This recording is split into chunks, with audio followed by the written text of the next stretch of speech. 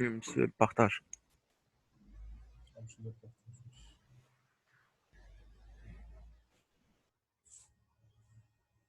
Ok.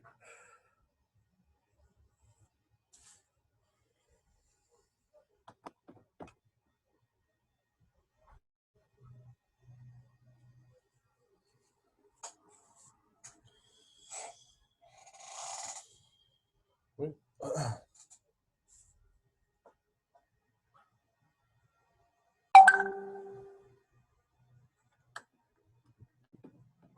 صوت ما اكتيفيتيش الصوت.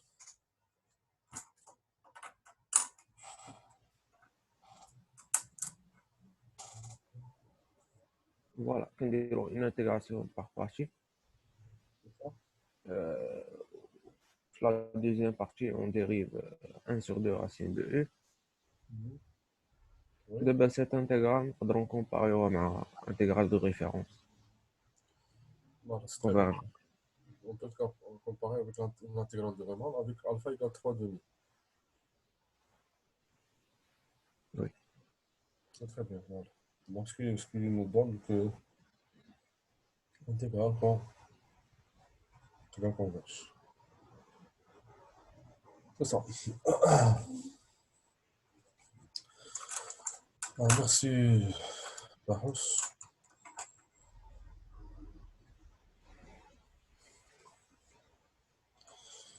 Alors, comme là, par ces cours, on ne pas faire cette action-là. Donc, la comparaison entre les séries et les intégrales, mais puisqu'on n'a pas encore vu les séries, donc on va faire le chapitre des séries. Donc, je passe le dernier paragraphe de ce chapitre, c'est ce qu'on appelle des espaces de fonctions. Espace de fonctions de carré intégral. Espace de fonctions de carré intégral.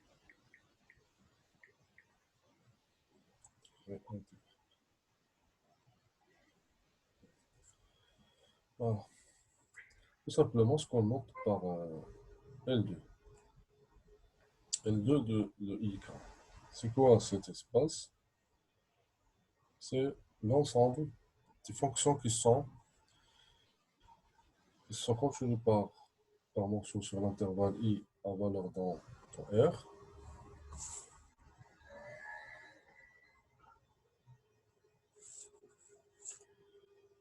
Non, pas forcément valeur dans R, donc il est dans K.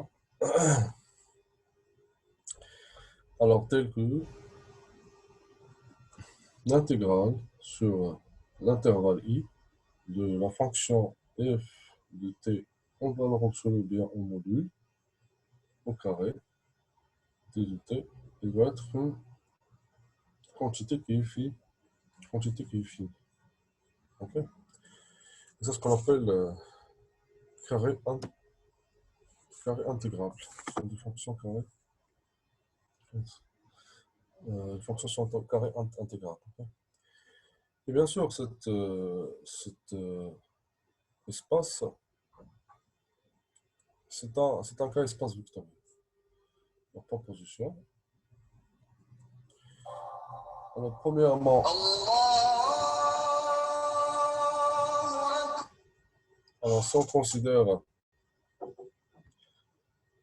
f et g deux fonctions qui sont de carré intégral, alors si je passe au produit f en g, ça va être une fonction intégrale. I donc, deuxièmement, donc L2 de I dans K, ça va être un cas espace vectoriel. C'est un cas espace vectoriel.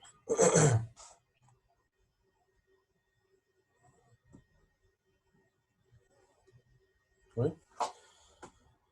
Alors, est-ce que vous pouvez m'expliquer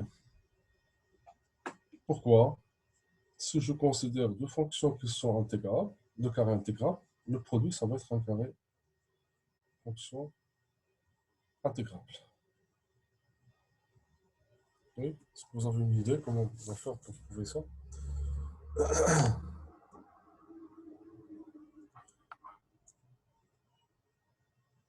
Oui.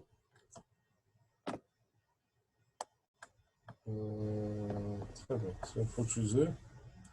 Oui, Charles, il faut utiliser l'inégalité de Cauchy-Schwarz, qu'on a déjà donc, prouvé dans le chapitre d'intégration sur un signe. Oui. Alors, on va supposer toujours, comme je l'ai dit la dernière fois, on va supposer que le problème il est au côté B.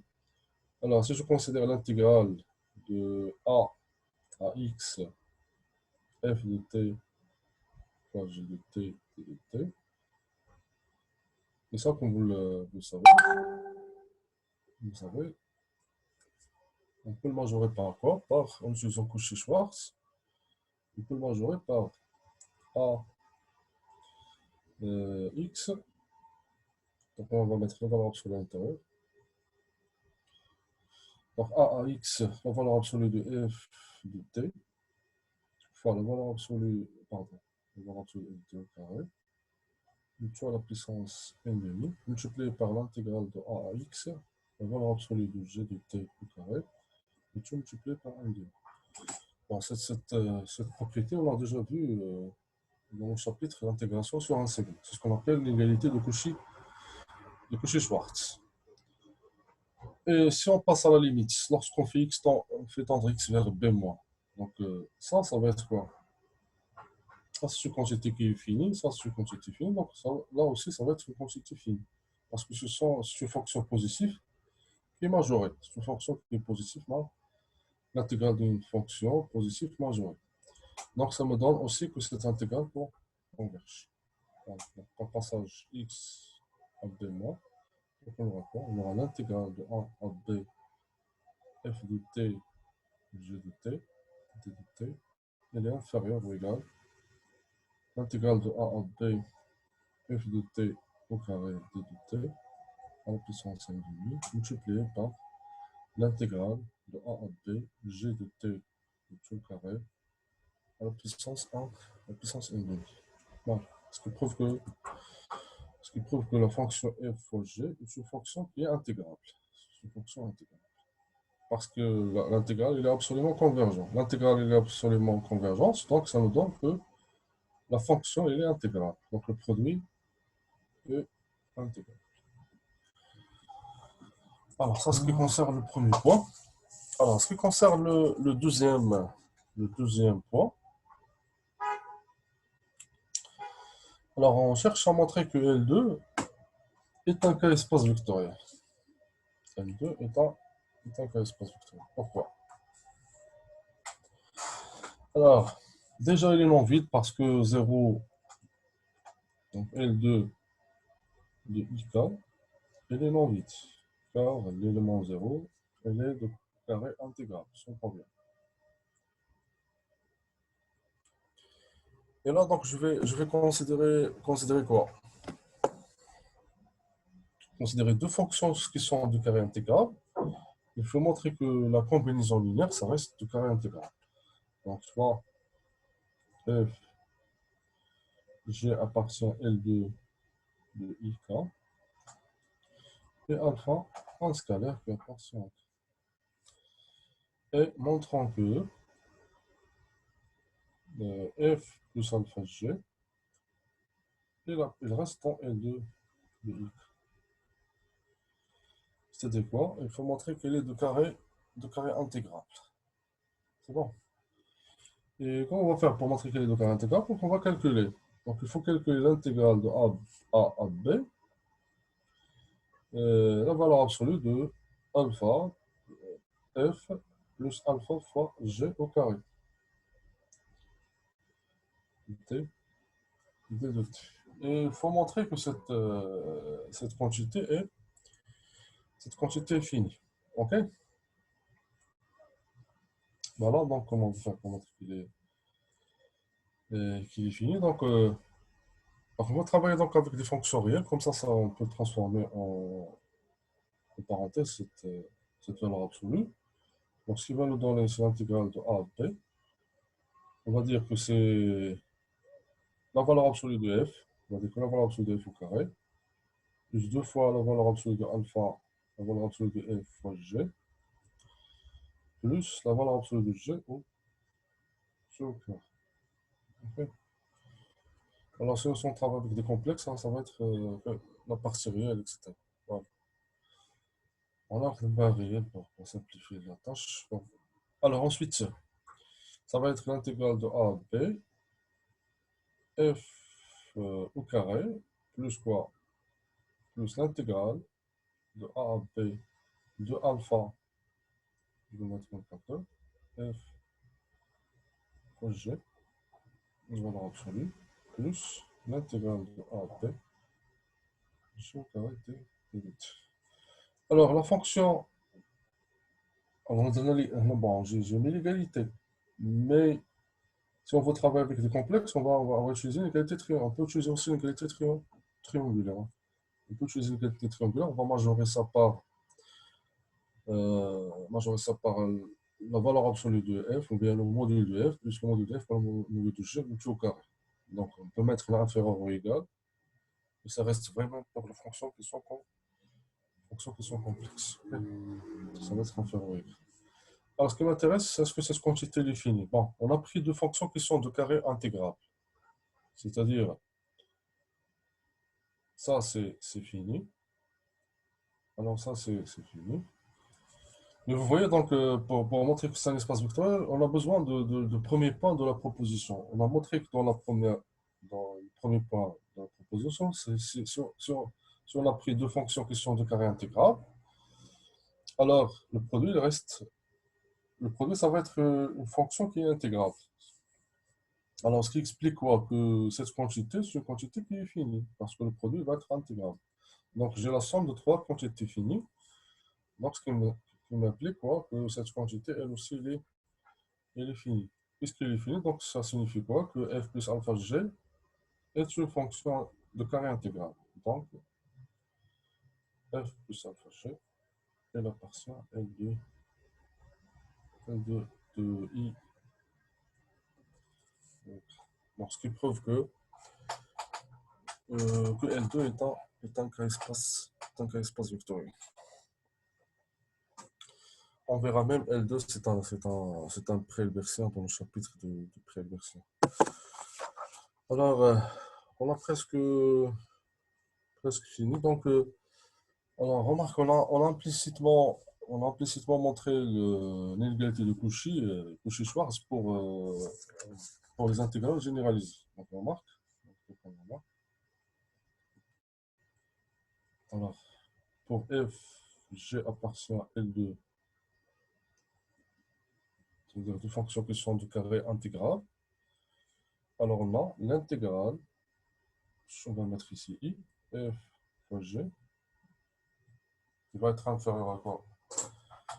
Alors, on va mettre en valeur absolue, donc il est inférieur à racine carrée de l'intégrale de f sur i fois racine carrée, ça c'est au carré, carré on met en valeur absolue. C'est sur le module. Donc l'intégrale sur i. Okay. Voilà. On va montrer ça implicitement pour les intégrales généralisées. Voilà. Alors la dernière propriété de ce chapitre, et on termine. Ça concerne si l'intégrale elle est nulle. Ça veut dire soit f, une fonction qui démarre de i, donc, mais cette fois, on va la supposer qu'elle est continue. Il faut signaler le mot continu. Hein. Et intégrable. Même quand elle est continue, et intégrable. Intégrable, ça veut dire que l'intégrale de la valeur absolue sur l'intervalle i est une quantité qui est finie. Tel que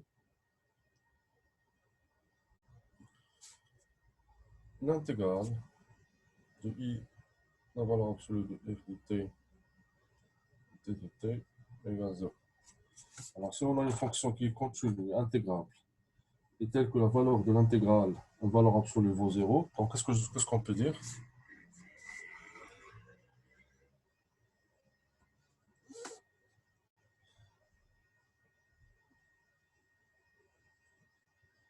Change de signe. Non, Adam ne change pas de signe. Alors, Alors, si f est continu, donc sa valeur absolue va être aussi continue. Voilà, Charles. Donc, il est continu, donc la valeur absolue, bien le module, il garde un signe constant. Et l'intégrale d'une fonction qui garde un signe constant nul implique que, bon, que la fonction il va être identiquement nulle. Elle va être égale à 0. On a déjà vu cette propriété dans l'intégration sur un segment, on l'a prouvé. Mais là, ce n'est pas une intégrale sur un segment, mais c'est une intégrale générale. Il est vrai même pour les intégrales généralistes. Et comment on va prouver cette propriété?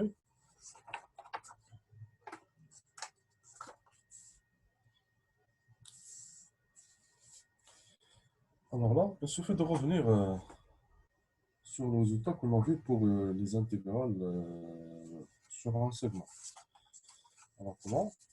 Tout simplement, donc, on sait toujours que